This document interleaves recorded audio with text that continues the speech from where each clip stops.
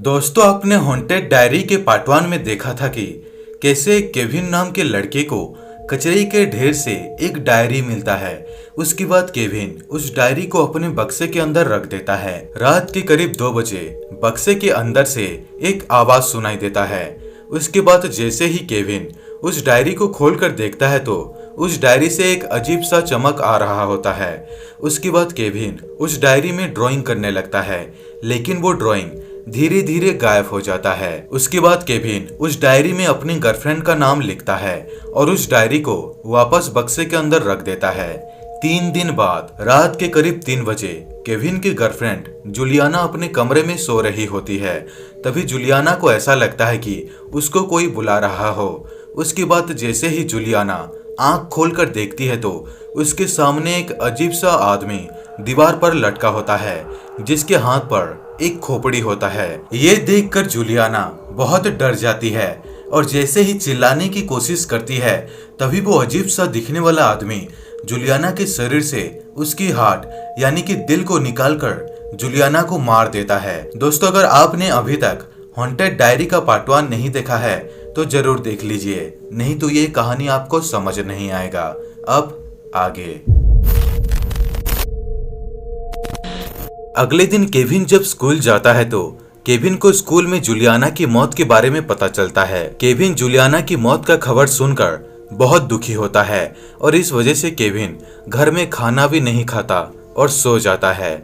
उसी दिन रात के करीब 2 बजे बक्से के अंदर से फिर से आवाजें आने लगते हैं। उसके बाद केविन जैसे ही उस डायरी को निकाल कर देखता है तो डायरी में लिखा जूलियाना के नाम के ऊपर एक रेड क्रॉस होता है।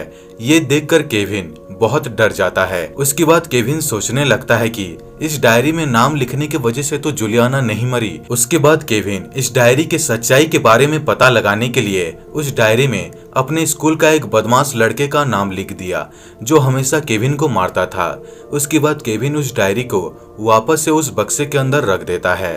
घटना के 3 दिन बाद जैसे ही केविन स्कूल जाता है तो केविन को पता चलता है कि वो बदमाश लड़का मारा गया है जिसका नाम केविन उस डायरी में लिखा था। ये सुनने के बाद केविन बहुत डर जाता है और अपने घर जाकर उस डायरी को जलाने का कोशिश करता है, लेकिन वो डायरी नहीं जलता।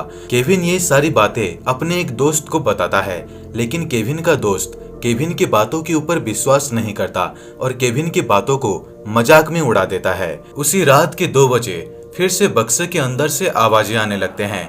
केविन जैसे ही उस बक्से को खोलकर उस डायरी को देखता है तो उस डायरी में लिखा हुआ नाम के ऊपर एक अजीब सा चमक आ रहा होता है।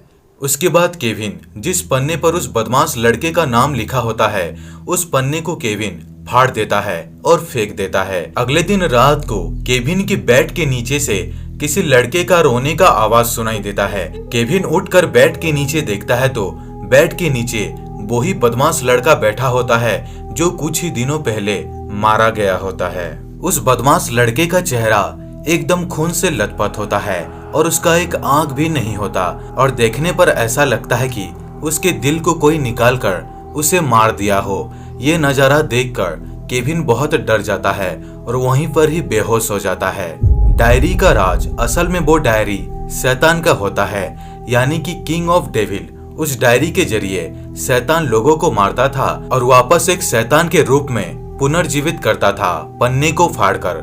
लेकिन शैतान की एक गलती के वजह से वो डायरी कचरे के ढेर में पड़ा होता है। आखिर वो मरा हुआ बदमाश लड़का वापस फिर से इसलिए जाग उठा क्योंकि केविन उस पन्ने को फाड़ दिया होता है जिस पन्ने पर उस बदमाश लड़के का नाम लिखा था। अगले दिन सुबह केविन के मम्मी पापा केविन को बेहोश पड़ा हुआ देखकर केविन को हॉस्पिटल ले जाते हैं। अब आगे क्या होगा? क्या वो बदमाश लड़का केविन को मार देगा और किस गलती के वजह से वो डायरी कचरे के ढेर में पड़ा होता है? जानने के लिए कमेंट में पार्ट 3 जरूर लिखें। दोस्तों, ये वीडियो कैसा लगा नीचे कमेंट करके जरूर बताना। दोस्तों, अगर वीडियो अच्छा लगा हो तो वीडियो को लाइक करें, शेयर करें और इस चैनल को सब्सक्राइब करना बिल्कुल भी ना भूलिए। तो दोस्तों, मिलते हैं अगले वीडियो में, तब तक के लिए धन्यवाद।